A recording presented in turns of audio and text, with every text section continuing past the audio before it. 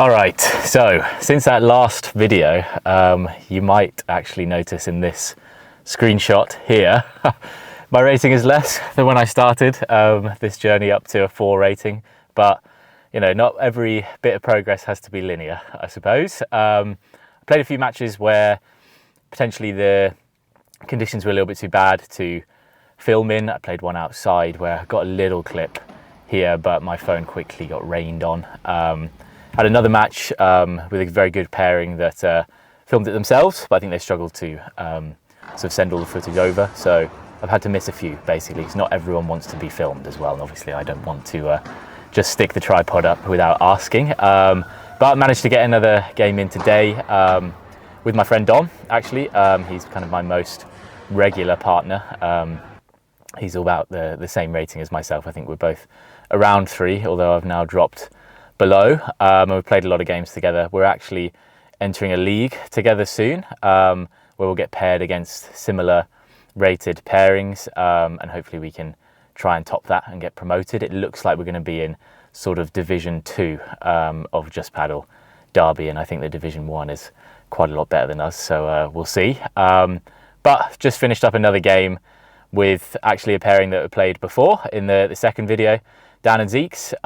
So I'm going to let you jump straight into that, and you can watch what the result is in terms of my my progress on my rating, and maybe watch me rage a little bit as I miss some very easy shots from the back. I think that's going to have to be my next sort of area to improve on. I actually felt fairly comfortable attacking this match. We were playing with very fast balls. The courts at Just Padel are very, very good quality, so it was quite easy to put a lot of power through the ball, and we did get into a good position very often. We had some really long rallies, so this video is probably going to be pretty long. Dan and Zeeks did actually notice the highlight of them crashing into each other in one of the first videos, so maybe they get revenge for that today.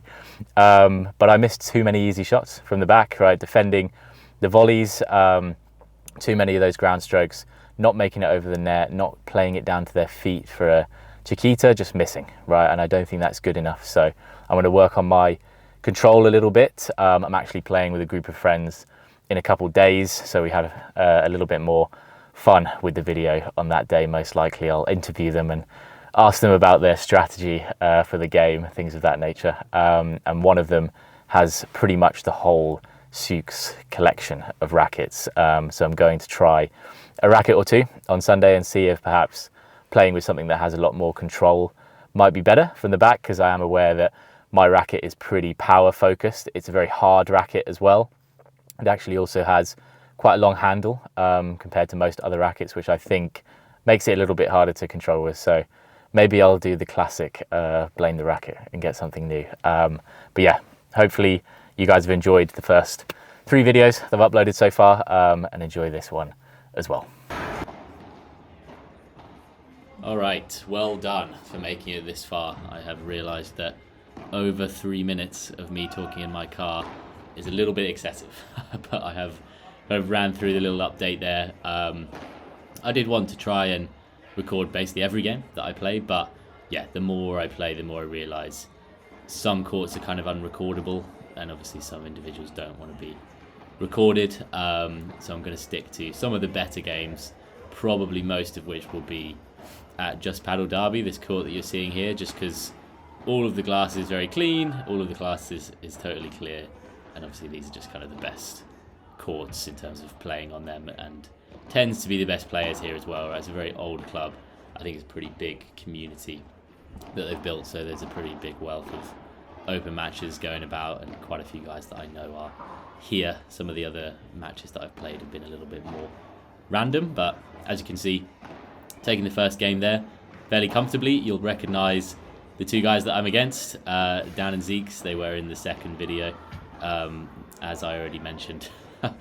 This is a bit of a revenge match for them, because I left the recording of them smashing into each other in that video, where myself and Luke ended up winning. But I'm playing with Dom this time, so Dom is actually someone that I know from my other sport, powerlifting, right? So we are both gym bros as such, and with being gym bros comes some advantages and definitely some disadvantages for padel, right?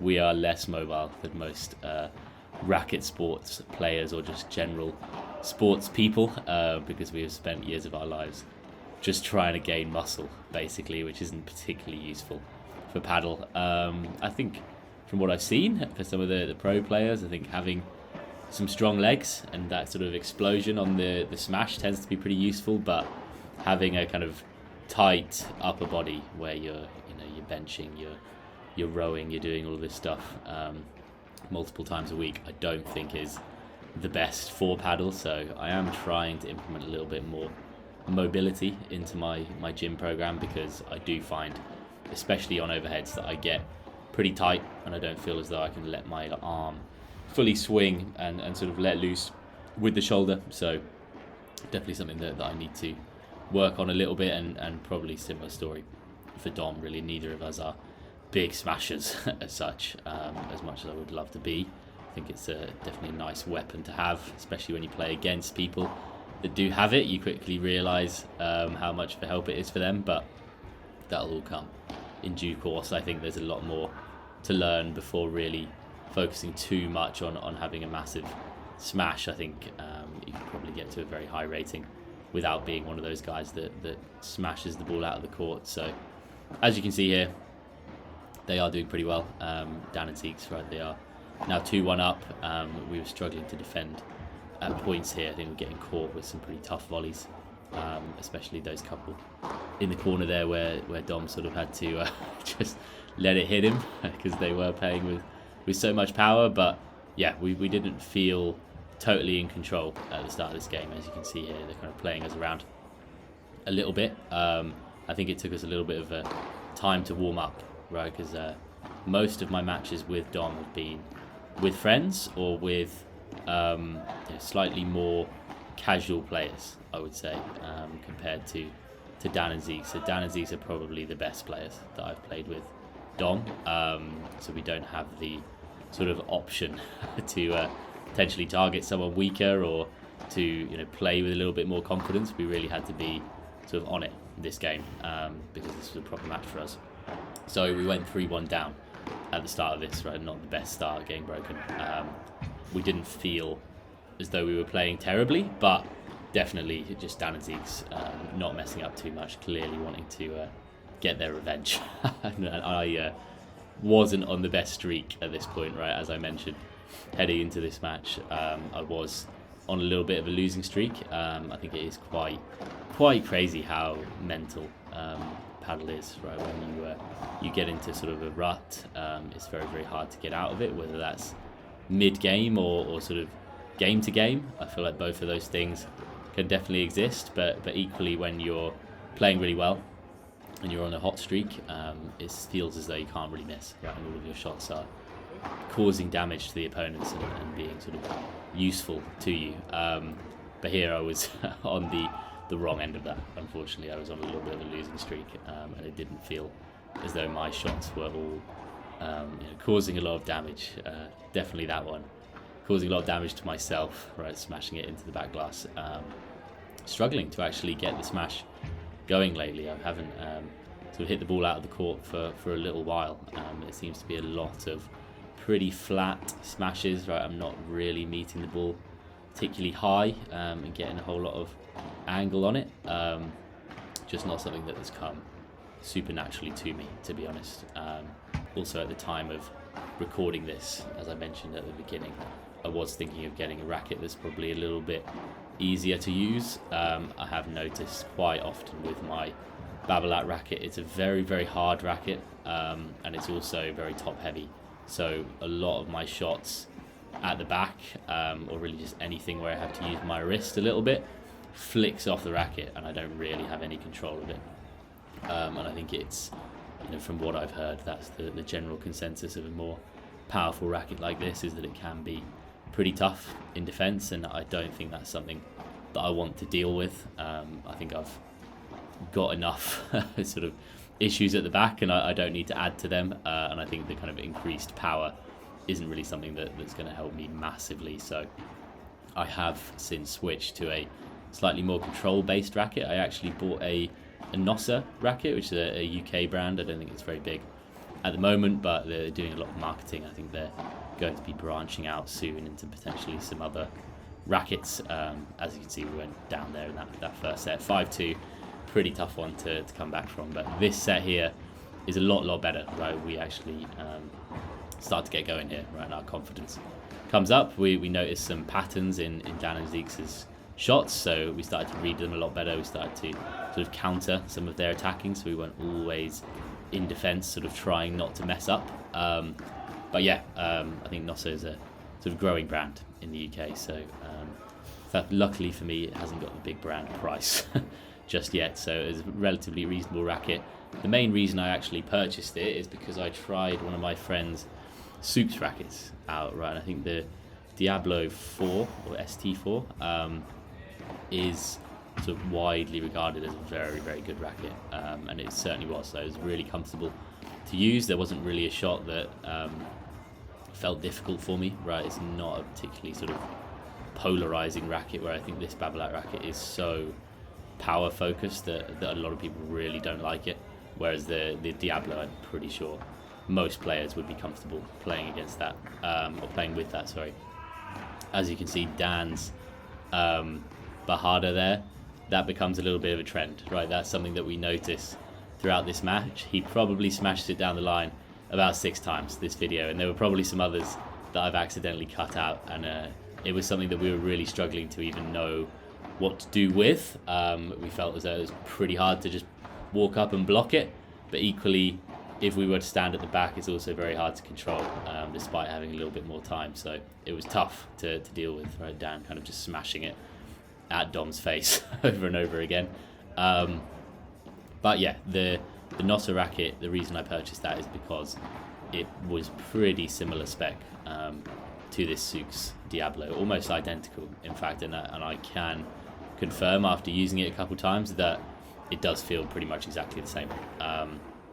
It is like exactly what I was looking for, where it still has a slight bit of top heaviness, right? It is a sort of teardrop racket. It's not a perfectly round racket, but it provides a lot more control. It has a softer surface, so the volleys pop off it pretty comfortably. I haven't sacrificed all power with that, right? I think it's more a case of if I want to pop the ball out or I want to bring the ball back to my side, then I just have to be in a really good position, right? There's no really two ways about it. I'm not going to be smashing from my service line just yet, so that's kind of the same story with this Babolat anyway. I don't think I was getting anything particularly helpful out of it. As you can see, a little bit of rage coming in now. I've hit the net a couple times with some pretty simple defensive shots that should just be going over, right? I'm trying to play them relatively soft down to Dan and Zeeks' feet, and it's not happening, right? They're just trickling into the net, and I was getting a little bit annoyed with myself because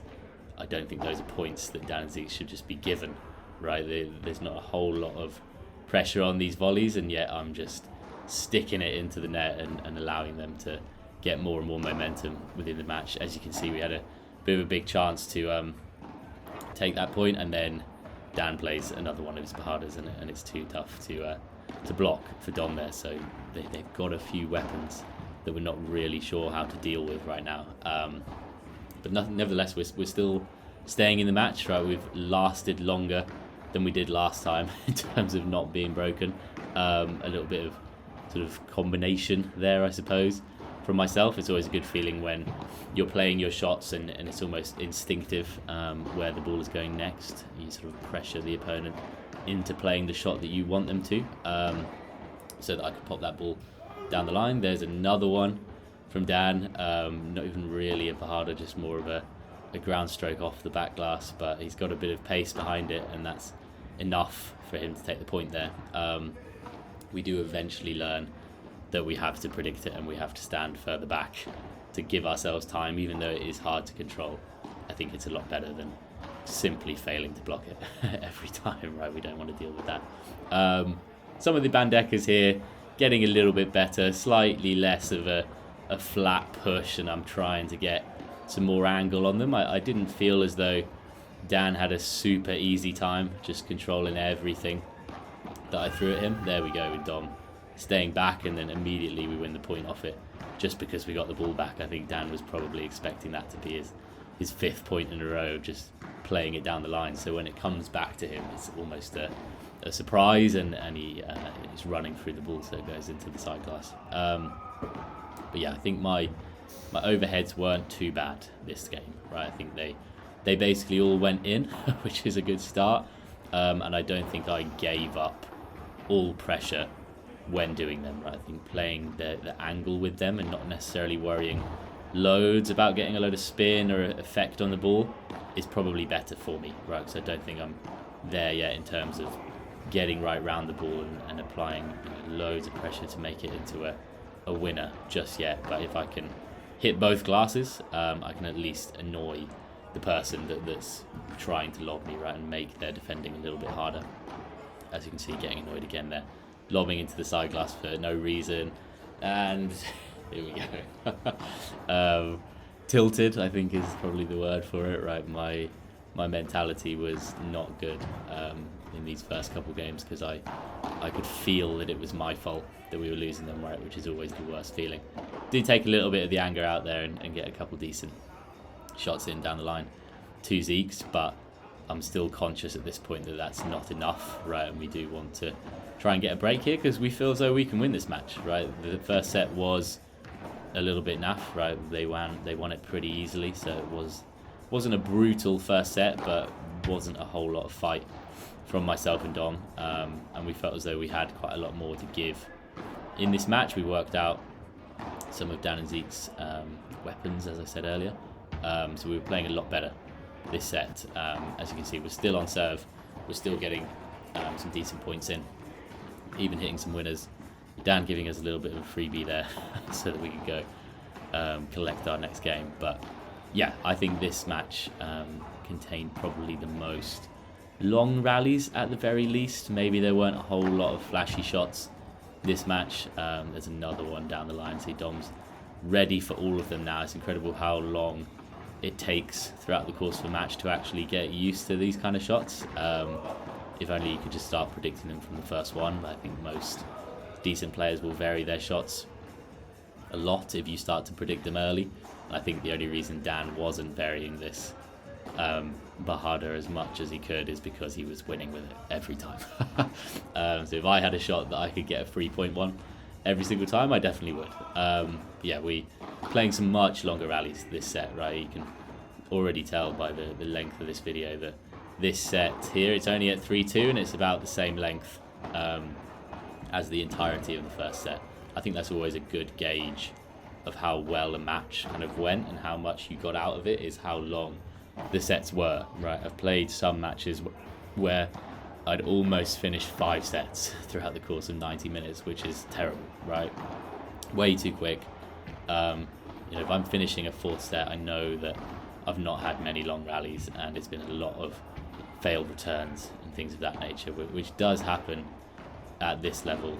Even still, I did have a comment the other day saying that this level looks like about 1.5 in Holland or in the Netherlands, which I believe, to be honest. I have seen that the Netherlands is quite a bit better than the UK at padel at the moment, and I'm sure there's a kind of wider base of newer players or less skilled players, so the quote-unquote not so good players in the Netherlands are probably quite a lot better than the ones here. But yeah, even at this, I'll call it intermediate. Wow, 3 horrendous misses in a row, by the way. I'm desperate to give Dan and Zeeks this game, and yeah, Dom's helping them out as well, so we give them a break in the second set here. Yeah, I think this level is still comfortably sort of intermediate. I've played with more than enough kind of beginner level players in the UK to know that we have made a decent bit of progress to get to where we are here, right? We can at least play most of the shots, albeit not particularly well. And the serve, I think, is a big one of those, right? I've played too many matches where points are ended either failing to return the serve or returning the serve really terribly, or speaking of really terribly, there's some more rage, and then the point is over after 2 shots, right? And these are obviously the worst kind of games, right? Because if you're not receiving that serve, you're not even hitting the ball, right? And you're not getting any practice, you're not really playing a game, right? You're more so just going through the motions until one team does enough of their decent serving and the match is over. So I try to avoid those at all costs, right? Because especially when you live pretty far away from the paddle club, the worst thing you can do is spend half your day going out there to play in that game, and that's the sort of quality that you end up getting out of it. So I'm glad that this match has sort of gone the way it has, right, with a lot of decently long rallies and a lot of practice had, right. One thing that we were trying to implement this match, which isn't really something I was thinking about at all before this match, is playing on the same person for at least 3 shots, right? So if they are moving around or they're the one hitting shots, then it's likely that they're going to be off balance, and it's likely that they're going to feel the pressure more and they're going to have to move more to hit the ball. So you should keep playing to them, right? And if they sort of resist and they play a good enough shot, or they get themselves out of trouble a little bit, then by all means switch person. Or if there's a winner available and you should take it, then use it on the other person, right? The other person is not going to be expecting it if they haven't been receiving the ball. But I wouldn't really call this fridging at all. I would just say that this is a good sort of tactic within the games, right? Is to try and use that one person for 3 or 4 shots. And I think it worked well for us in this second set. I don't think I really mentioned it to Dom in the first set. I think I remember sort of bringing that up in the second set when we needed some sort of idea of how to get back into this match. So we felt pretty out of it in the first set, but we're still hanging in here. There's no more break, right? We are looking to get back on 5-5 now. Another one into the net.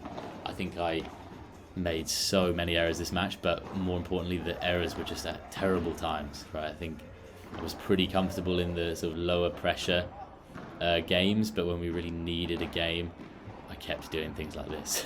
I kept on messing up my easy defensive shots. I think attacking this match wasn't so bad from myself and Dom, right? No sort of enormous smashes, because like I mentioned earlier, I don't think that is really our game, but enough, right, to put Dan and Zeeks off balance and to move them around to take the points. Some quite bouncy volleys here that I'm noticing. It is not like we're getting over the ball as much. It's very interesting to watch yourself back, especially when you're having to kind of describe the way that you're moving, because it is horrendous to watch all the volleys bouncing up really easy for Dan and Zeeks. You can see Zeeks kind of punishing us for it there. He absolutely leathered the ball at me. Not many smashes have come past me where I can't even attempt to react, but Zeeks has achieved that there.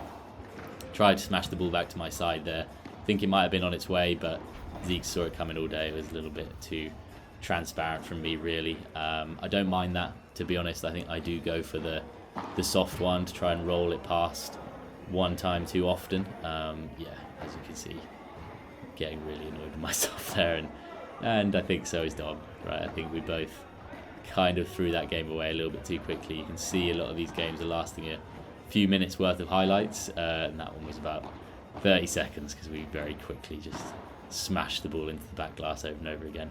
And they're getting more and more back as well now. That one goes into the back glass, but they're seeing the sort of patterns that we're playing with here. I'm smashing it into Zeeks' corner quite a lot, and he's getting to a couple more, and really that's all you need, right? It's just 1 or 2 points extra from each game, especially when most of these were going to really long juices, right? We never really play golden point or star point because we don't see the point, right? I don't think I've ever played a match where I think it's going to run out of time in 90 minutes, and I need to play a golden point. It's almost always fine to play regular juice, tennis style juice, I suppose you could call it. I know that all the sort of professional style tournaments are doing the star point now, and I think a lot of them used to do golden point, but at this level, a lot of rallies are won by unforced errors. A lot of rallies are won in sort of 1 or 2 shots, so there's no point. As you can see, I think I'm running out of energy a little bit here. I've had some ridiculous errors. I don't know why I'm trying to block that instead of running forwards. But I think Dan has noticed that we're we're missing a lot. He's playing pretty quick. He's playing pretty aggressive on his serves. Obviously, they only need one more game. And Dan's just not missing anywhere near as much as us, so he knows that he can kind of put the pressure on us here and try and win the match, because obviously the advantage he has is, that's an advantage that he has as well, is that he can vary that Bajada, smash it straight into my racket and take the match. So well done to those guys. They got their revenge after I posted them crashing into each other in the previous video.